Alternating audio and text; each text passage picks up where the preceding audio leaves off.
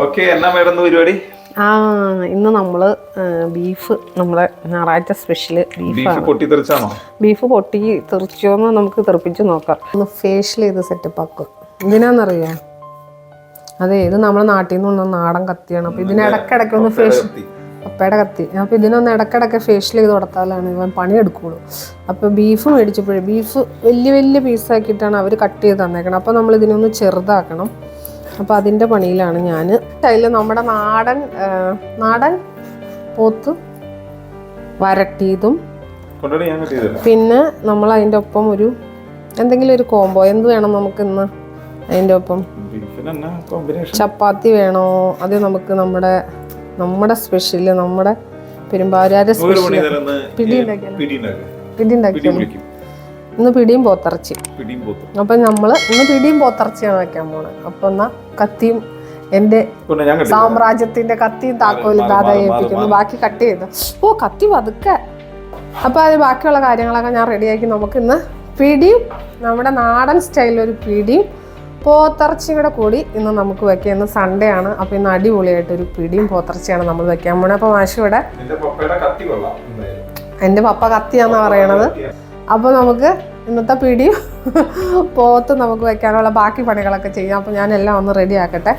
അപ്പോൾ ബാക്കി വീഡിയോയിൽ കാണാം.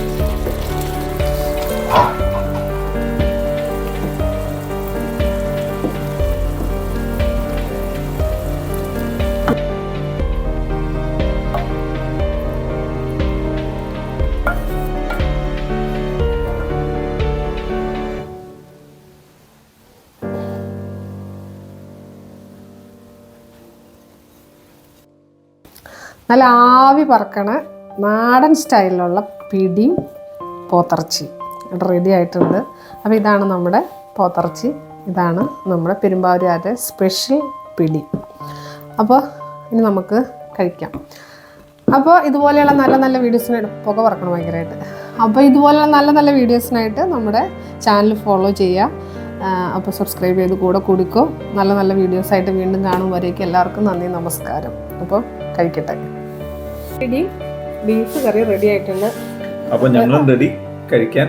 അച്ചു വാ. നല്ല ബീഫ്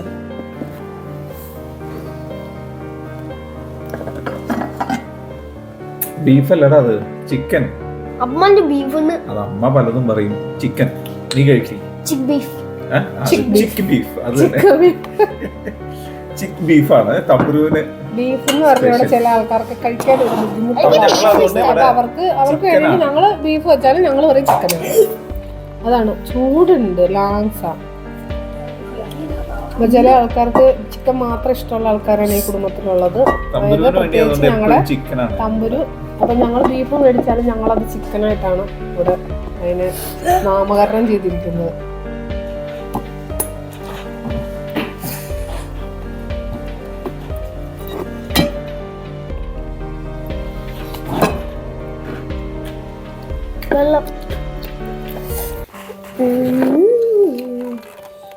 അപ്പൊ നമ്മുടെ പോത്തും ബീഫും